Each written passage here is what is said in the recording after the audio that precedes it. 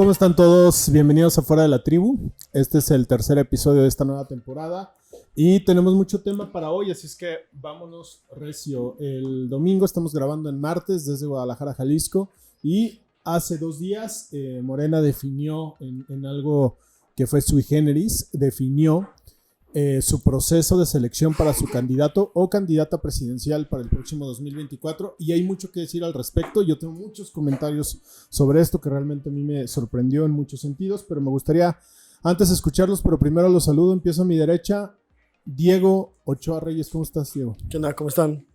Sí, sorprendió la reunión del domingo. Vamos a darle. Carlos Iván Sánchez. Hola, ¿cómo están? Gusto verlos otra vez. Saúl Garay. ¿Qué tal? Un gusto de nuevo estar aquí en el podcast de FDLT. Muy bien, pues vamos empezando. ¿Quién quiere empezar? ¿Qué pasó el domingo? Diego. Carlos. Yo empiezo diciendo algo. Yo la semana pasada comenté que era probable que hubiera una fisura, una ligera fractura en Morena, y quiero decirles que de una semana a otra cambió absolutamente el escenario. Veo a un partido oficial sumamente cohesionado en términos de disciplina partidaria y disciplina con el principal líder del proyecto, que es Andrés Manuel López Obrador. Una cuestión que me sorprendió, y yo nada más quisiera dejar ese apunte porque la semana pasada mencioné que podía haber una fisura. Sin embargo, yo estoy gratamente sorprendido porque eso abona a la democracia de mi país. Yo nada más quería comentarlo porque la semana pasada hice por muy ahí bien, ese Diego. comentario. ¿Qué pasó? Entonces, Carlos se tuvo que tragar sus palabras de las Correcto. Muy bien. Sí, Diego, ¿cómo lo viste? Hace poco escuché esto de que en la vida hay buenos amigos, compañeros, enemigos irreconciliables. ¿Pero por qué me señalas a mí? No, es el espectro. Okay. Y al final, compañeros de partido. Esta cuestión que se da como natural cuando hay procesos dentro de los partidos, donde se fracciona, donde hay ciertos intereses obviamente propios de ciertas fracciones. Y lo que pasó el domingo deja ver todo lo contrario, deja ver una línea. Evidentemente sabemos quién tiene mano ahí, y lo hizo a pesar de los intereses de todos, de meses de estar planeando cosas. Se establecieron la línea y para bien, creo. Sí, rompió los pronósticos, ¿no? ¿Qué tienes que decir, Saúl?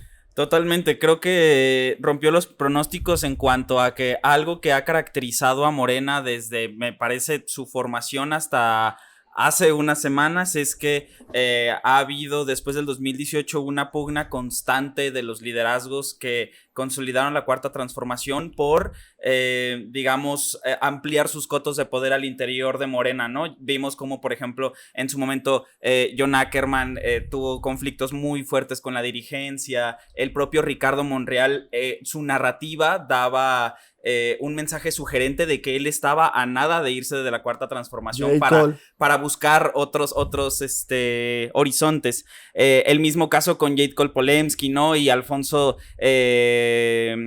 Díaz. Es decir, me parece que tanto los liderazgos orgánicos de Morena como así los informales estuvieron disputando por muchos meses estos cotos de poder, y me parece que el mensaje que se manda con la toma de riendas del presidente de su sucesión presidencial beneficia mucho a Morena en cuanto a que, ya lo decíamos hace una semana, ¿no? Uno de los grandes retos de Morena, sí en términos políticos, pero también comunicativos, tiene que ver con la unidad, ¿no? Con esta fuerza que aglutina a todos los que, insisto, como que construyeron la Cuarta Transformación.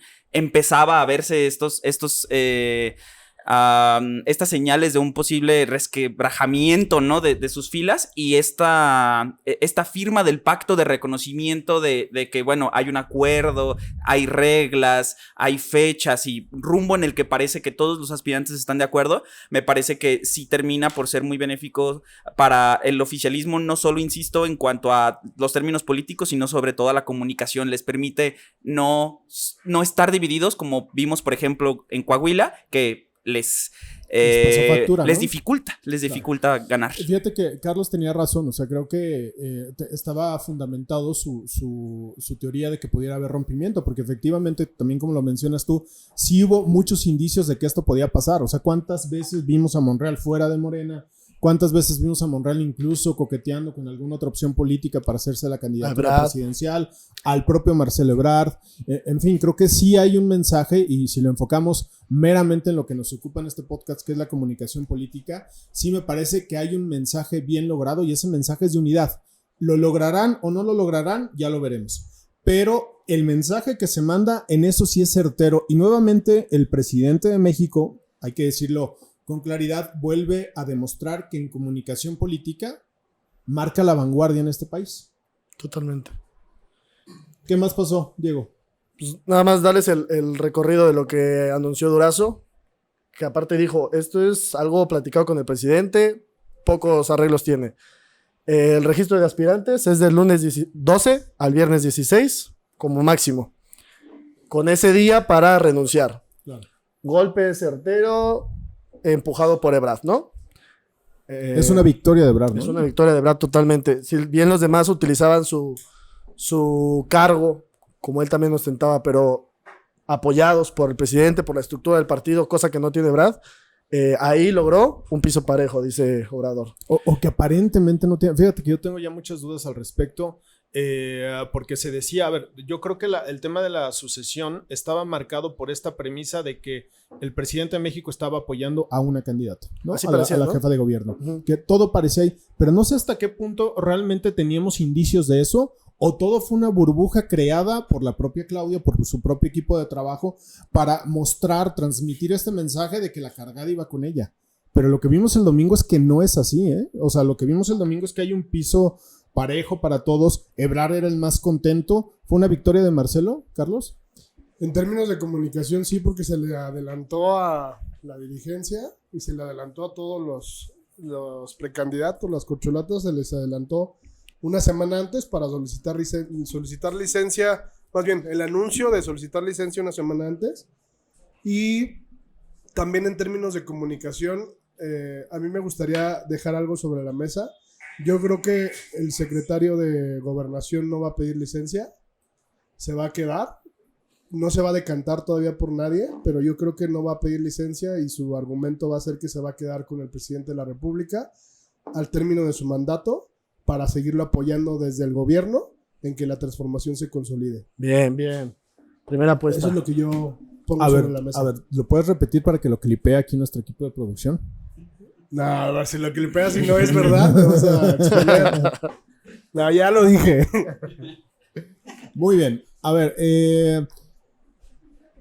muchas cosas pasan en torno a esto porque realmente lo que estamos viendo es algo inédito, ¿ya? Realmente me parece que la oposición, y si quieren hablamos de eso, ¿cuál es la lectura desde el otro lado de la barrera? La oposición se queda un poco descuadrada, un poco descolocada porque se les adelanta, ¿no? Ayer lo comentábamos aquí en este espacio, en este laboratorio de reflexión que es Fuera de la Tribu, Comunicación Estratégica, comentábamos el hecho de que ¿quién va a alcanzar ya las corcholatas? Al término de este periodo, que finaliza a principios de septiembre, la primera semana de septiembre, el presidente de México y el partido en el poder tendrán a 6 candidatos, 5 precandidatos y una precandidata.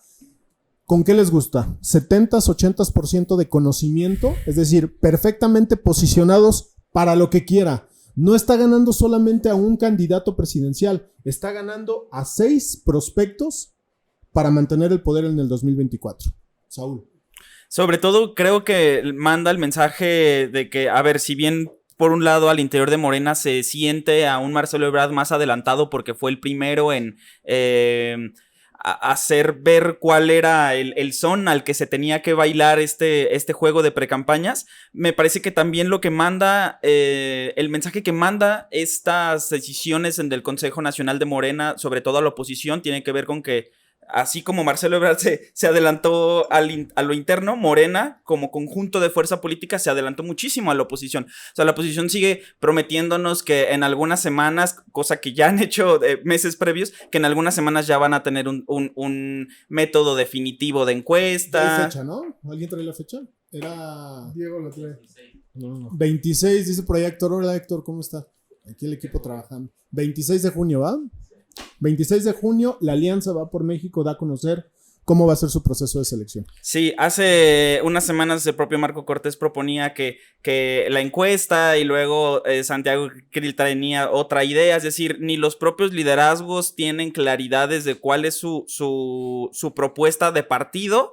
Y mucho menos entre los propios partidos no se han puesto de acuerdo, ¿no? Hasta hace unos días la Alianza seguía rogando a la MC que se unieran al bloque opositor de Va por México. Entonces, mientras Morena está empezando a, digamos, ser testigo de el despliegue de las narrativas internas de sus diferentes aspirantes, la oposición sigue jugando a las venciditas entre ellos mismos para determinar quién lleva mano o particularmente cómo va a ser el proceso de selección, ¿no? Porque el proceso de selección del candidato opositor terminará beneficiando por su propia determinación a unos o a otros. Yo creo que en términos de comunicación, el que pega primero también pega dos veces. Y Morena ya pegó primero y pegó con tubo. Entonces, a lo que voy es de que es muy probable que la alianza vaya a generar un método de selección innovador, ¿no? Desde que plantean un supuesto gobierno de coalición, lo cual a mí en términos de comunicación me llama mucho la atención. ¿Cómo sería un gobierno de coalición? ¿Me explico? Creo que sería algo interesante que en algún momento sí tendríamos que vivir en el país. No sé si ahorita, pero me parecería algo muy interesante. Sin embargo, creo que también habrá que esperar a Movimiento Ciudadano, que con todo y su 3 o 6%, casi 5% que se pudiera disputar a nivel nacional, pues también va a marcar hasta cierto punto agenda de cuál va a ser su método de selección. Por ahí he escuchado algunas mesas en algunos cafés que todavía no saben si va a ser Enrique Alfaro, Colosio, o el mismo Maines, el mismo Dante. Exacto, el mismo Dante. O el mismo Dante, ¿no? Entonces, creo que también sería interesante que Movimiento Ciudadano comenzara a vislumbrar un poquito de las fechas de cuándo va a decidir y cómo va a decidir. Mi pregunta para ustedes sería, ¿tiene algo que hacer todavía la oposición? ¿De verdad tiene algo que hacer? Porque, repito, al cierre de este año parece ser que quien sea el candidato o candidata de Morena va a estar muy adelantado. Yo creo que sí, y ahí radica las posturas de las oposiciones, ¿no? El contrastar al gobierno, el generar la esperanza, la expectativa de un cambio. Esa es la misión de la oposición. Ya ha habido oposiciones chiquitas y oposiciones muy grandotas, pero siempre esa es la misión. Y cuando cae en saco roto esa misión, esa esperanza, ese dejo de la luz al final del túnel, pues el partido en el poder gana mucho más aún, ¿no? A mí me gustaría nombrarles las otras etapas de lo que se estableció el domingo, porque son importantes. Hay algunos espacios donde se pueden hacer cosas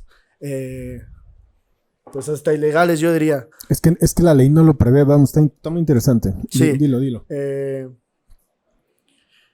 Primero es el registro de aspirantes, que es esta semana, hasta el viernes 16, como último día para renunciar.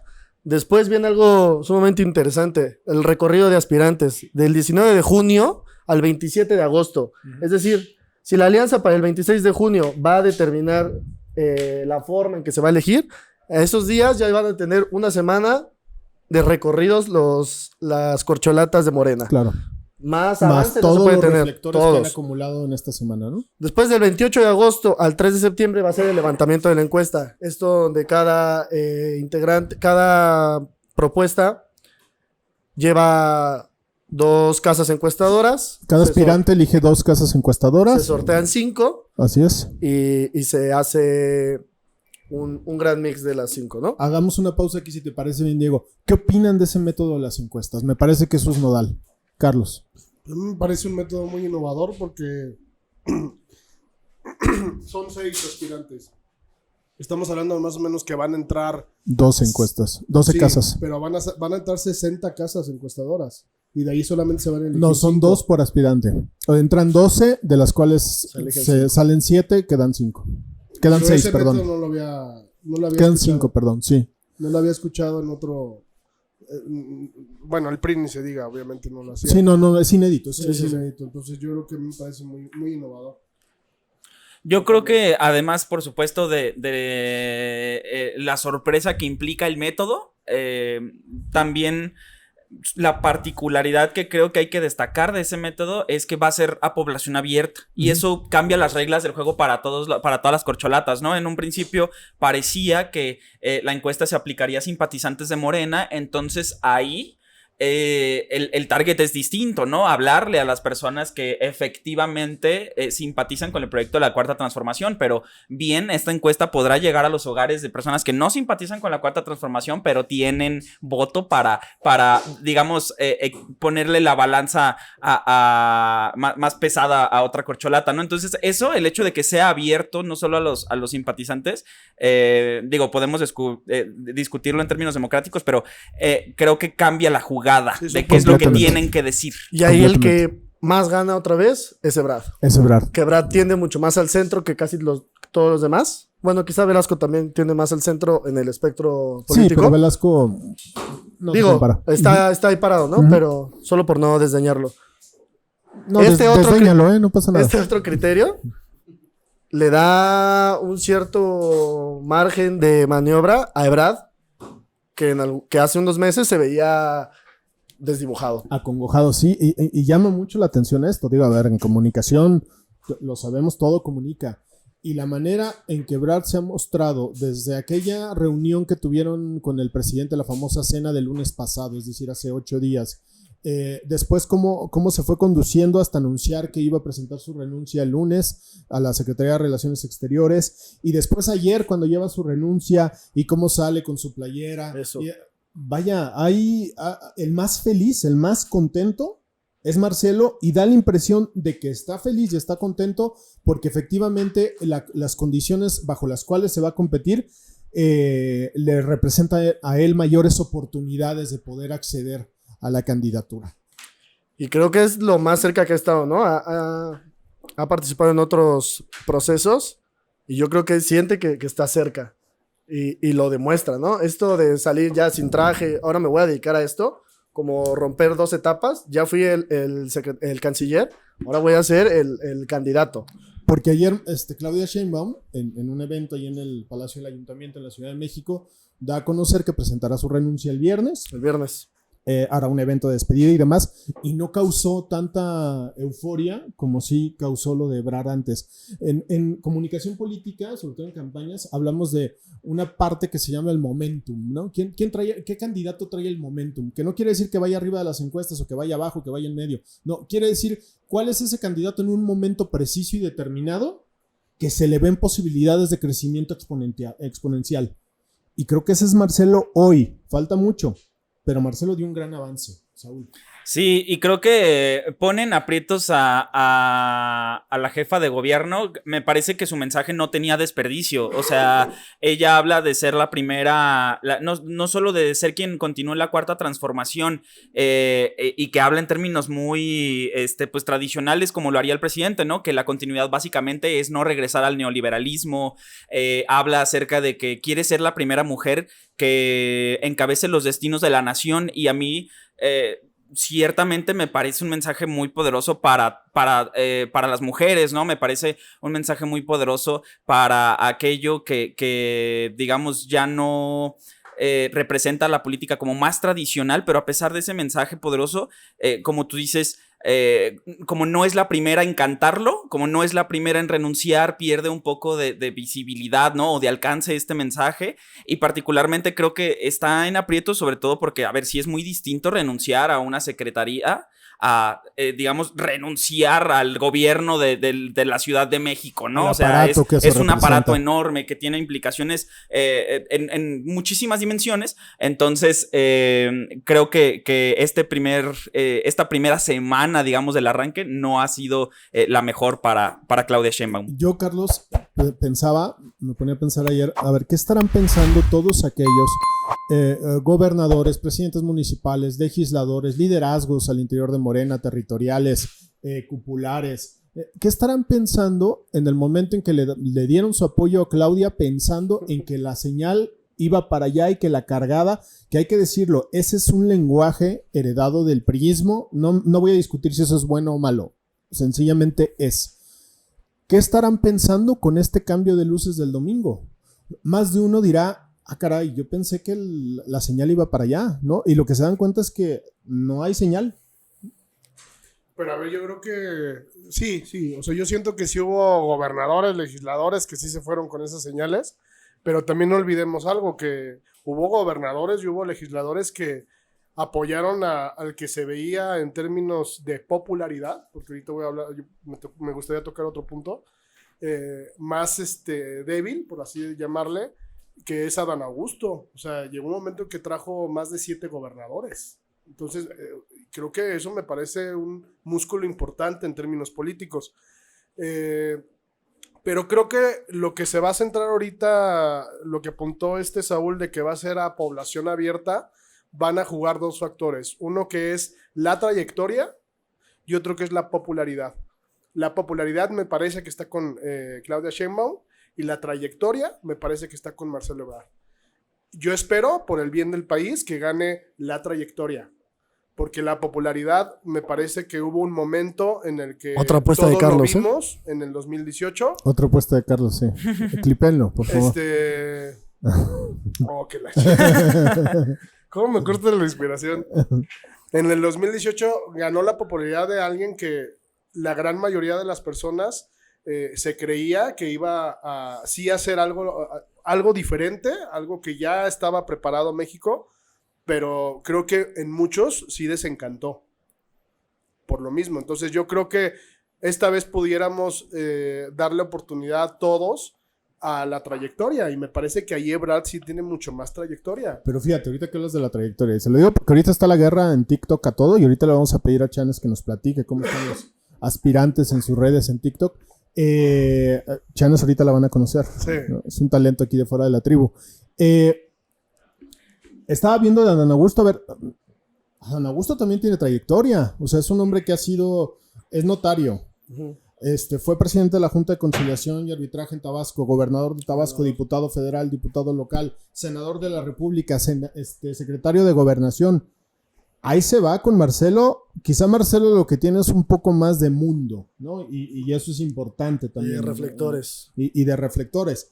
Pero también el otro sabe de qué se trata el gobierno y sabe para qué sirve el poder, ¿no? Y al parecer también tiene posibilidades porque, aunque yo no soy muy fan de dejarme llevar por estos métodos de selección que se fundamentan en qué tan bien o qué tan mal o qué tan cercano se muestra el presidente con uno con otro, al único que le ha llamado hermano es Adán Augusto. Correcto, eso es una gran señal. Y a mí resaltar también esta cualidad que muchos ven en Ebrard de conciliador, la tiene Adán, ¿no? La tiene Adán y no Adán lo ha hecho mal.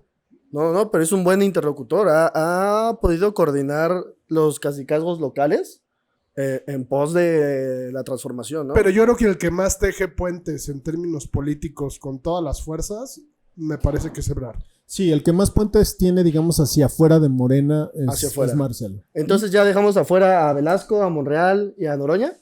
Yo sé que tú quieres que sea Velasco, Diego, pero... No, yo creo que sea Noroña. No, él quiere que sea Noroña. Que sea Noroña, pero yo lo veo muy complicado. Yo creo que a ver si coinciden con esto o tienen algún otro punto de vista. Considero que también en este reparto de los 6 aspirantes, o sea, lo que hay es un diseño político detrás, ¿no? Y quienes saben más de política podrán mencionar más al respecto. Pero da la sensación de que hay claridad, de que queda un candidato o candidata, pero el segundo lugar ya sabemos a dónde va a ir, y el tercero sabemos a dónde va a ir, y el cuarto, y el quinto, y el sexto. O sea, ya está repartido el pastel, digamos, en términos de la gobernabilidad, en términos de que haya control político y sobre todo garantía de unidad para el proceso electoral. ¿Ustedes cómo ven esa parte? Sí, definitivamente es básicamente ahora sí que una versión 2.0 de lo que sucedió en el 2018, ¿no? Vemos que pues Monreal llegó a la coordinación del Senado. Bueno, creo que en este reparto de fichas no están dando tanto Ignacio Mier, ¿no? O quienes han estado al frente de la Cámara de Diputados como presidentes de la Jucopo o de la o de la mesa directiva, pero digo, quitando la Cámara de Diputados, lo cierto es que básicamente sí se dieron los acomodos en el 2018, ¿no? O sea, Marcelo Ebrard sí, porque la Cancillería, digamos, es como ahora sí que es su hogar, pero lo cierto es que es un espacio estratégico pues ahora sí, Para cualquier gobierno. para la política exterior Claro, e interior, ¿no? claro. Eso no está discusión. También ni se diga la Segov y por supuesto la jefatura del gobierno en la Ciudad de México. Entonces, inevitablemente estos acuerdos de estas fuerzas mayoritarias terminarán por redundar en la repartición de estos espacios, ¿no? Una vez que ya se determine quién de ellos gana la presidencia, que creo sí, al final son consecuencias naturales de esta unidad por la que han apostado. Entonces sería presidente, el segundo lugar seguramente sería que Senado, líder de senadores. Bueno, ayer Ebrard dijo que iba a poner en gobernación si ganaba a Hoy hubo una señal, ¿eh? Hoy Rosa Isela se hizo para atrás. Sí, ¿verdad? Para Eso es una señal. Las aspiraciones a la jefatura de gobierno. Isela, Es una señal. de seguridad. Va abrogada, ¿no? No sabemos. A mí se me parece una señal política como para darle espacio a cualquiera de los que... Va a Monreal. Acuérdense, mi clipenlo. Puede ser. Yo creo que va a Monreal. Monreal se muere por gobernar la Ciudad de México. En este reparto yo creo que va a Monreal. Y ya hay otra cosa para volver al tema de la oposición. Este factor, al final el factotum de unidad es el presidente. Sí. En el caso de la alianza o de la oposición, con MC o sin MC o como sea, no existe este factor. Y eso es lo que para mí lo hace más complicado. ¿Quién va a determinar? El número 1 va a este puesto, el número 2 a este puesto, el número 3 a este puesto. ¿Quién va a poner el orden en ese gobierno de coalición? Yo no veo a alguien con la estatura moral dentro de la alianza que pueda sentar a todas las partes y decir, vámonos poniendo de acuerdo y vamos caminando y vamos saliendo en unidad también. No lo veo. A mí me molesta que los gobiernos de coalición sean alrededor de un liderazgo, ¿no? Cuando tendría que existir una idea, un concepto de nación, un proyecto de Estado en lo que se formen alrededor los que quieran sumarse. Sí, no existe eso. Peor, ¿no? Es peor. O sea, si no existe ni siquiera el proyecto y no existe ni la persona que obtenga el liderazgo, no hay oposición y esta luz de cambio todavía se ve más lejana y desdibujada. Porque si el proyecto es que no repita Morena, pues eso no es proyecto. Esa es la bandera de la oposición, nada más que no repita Morena. Morena destroza, destruye. Y sí, ¿y tú qué me propones?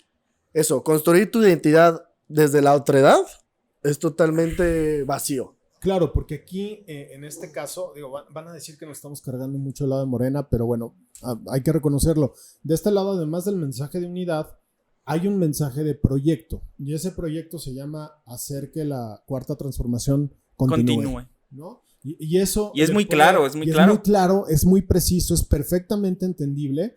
Y si se fijan, todos los precandidatos después del domingo traen ese discurso clarísimo, clarísimo, clarísimo. Y lo machacan y lo machacan y lo machacan cada vez que pueden. No, pero no es que nos estemos cargando a Morena, estamos analizando desde la comunicación y la verdad en términos de comunicación sí lo ha hecho mejor Morena. Sí, al final... Al menos hasta ahorita. Al final creo que tiene que ver justo con lo que hemos dicho desde el inicio, ¿no? O sea, las decisiones y los procesos y, digamos, los fenómenos políticos terminan impactando en su totalidad a la dimensión de la comunicación, ¿no? O sea, decíamos... si la encuesta se aplica a simpatizantes de Morena o se aplica a la población en general, son dos juegos distintos, ¿no? En el que las corcholatas tienen fortalezas y debilidades muy distintas y pues también sus amenazas y oportunidades en ambos. Entonces, creo que eso es muy importante, ¿no? O sea, decir, pues... creo que si han logrado al interior de Morena, digamos, fortalecerse en esos términos, en términos políticos, termina teniendo consecuencias en la comunicación. Totalmente de acuerdo. Y hay otro aspecto que también me gustaría traer a la mesa, que es cómo permea esto en los estados, en las 9 entidades de la República en las que va a haber elecciones. Vamos a ponerlo digo la palabra en un sentido meramente descriptivo, no de elogio.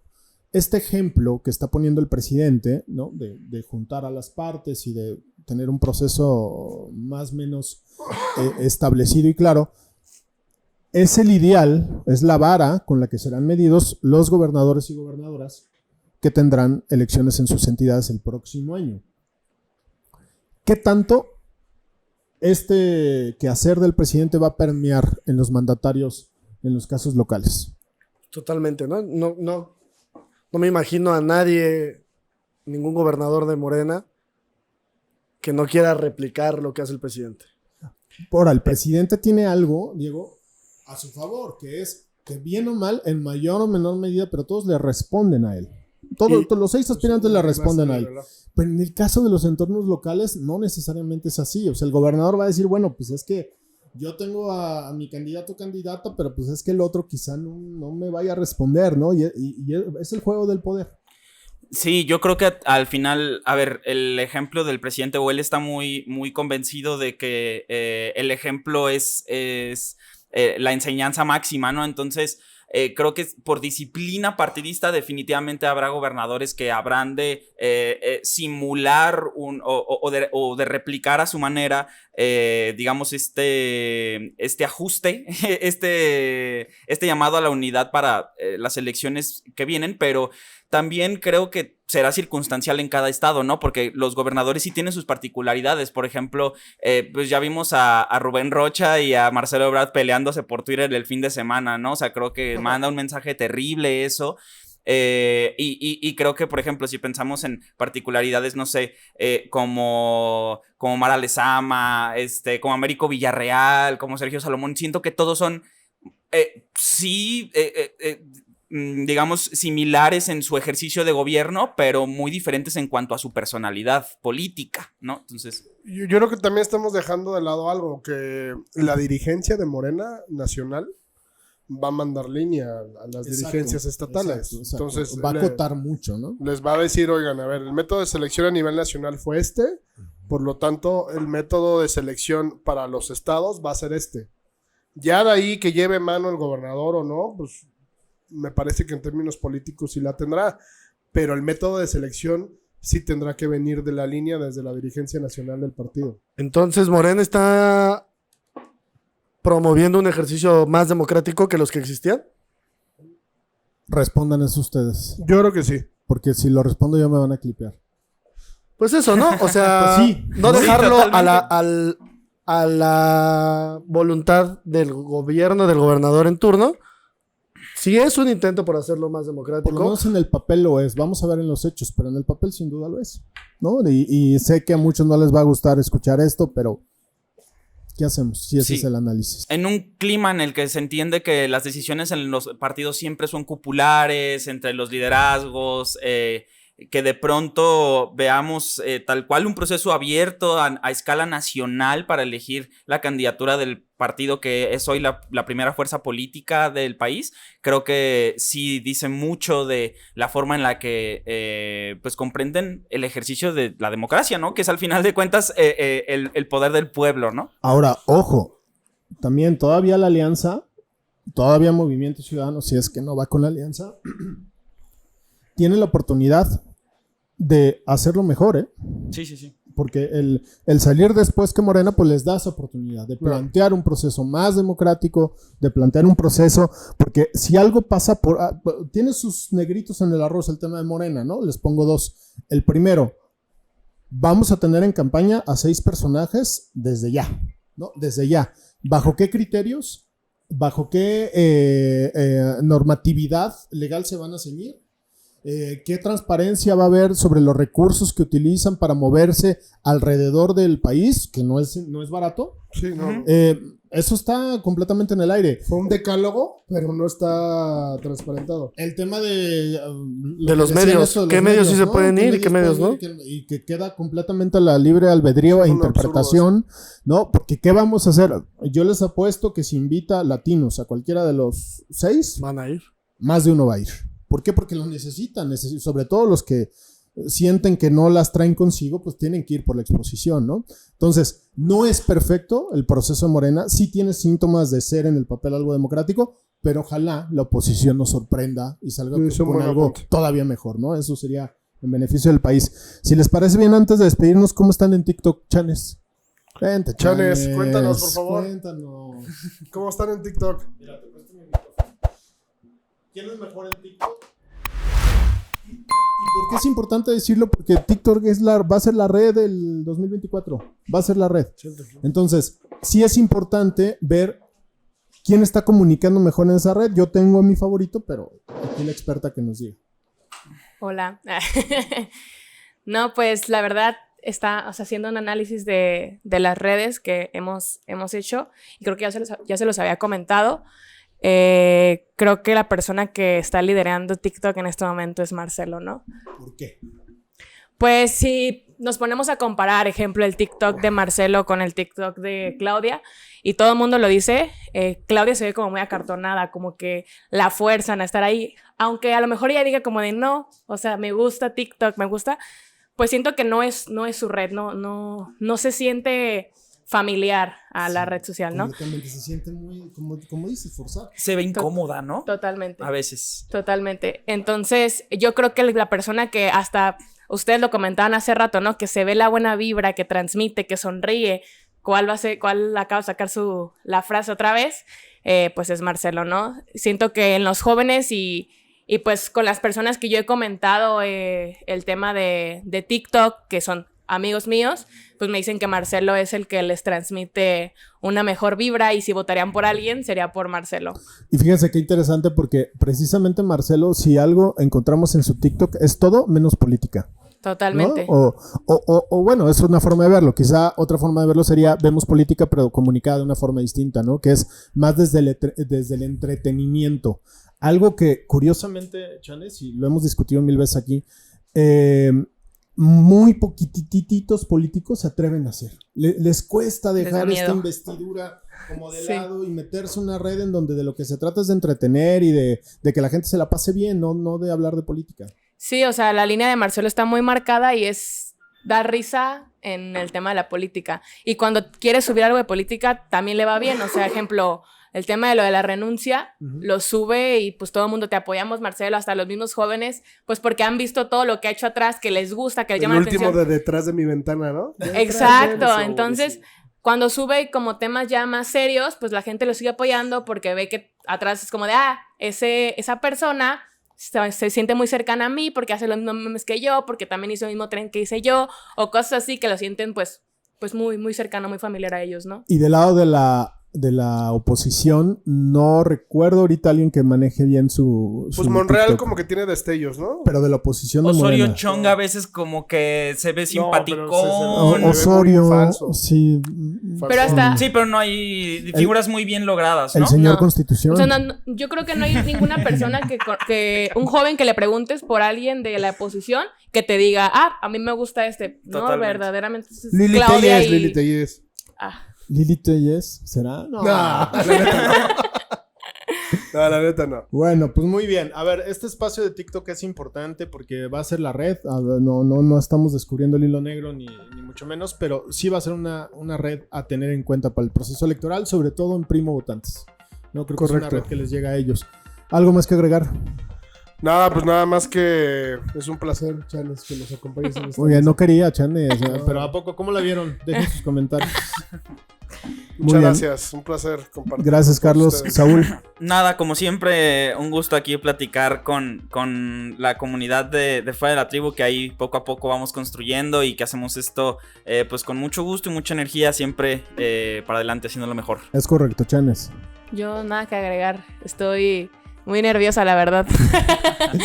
Muy bien, gracias Diego, ya se fue para allá a chambear porque tenía pendientes. Y gracias a ustedes no lo ven, pero pues es el que hace posible todo esto y es Yofu. ¿No? Víctor también anda por ahí, pero como no le tocó participar hoy, se pone los audífonos porque no nos quiere escuchar. Y toma whisky. Pero bueno, muy bien, muchas gracias a todos. Esto fue Fuera de la Tribu. Recuerden que la comunicación es cosa seria, tómensela en serio. Nos vemos la siguiente, bye. Comenten, denle like y compartan.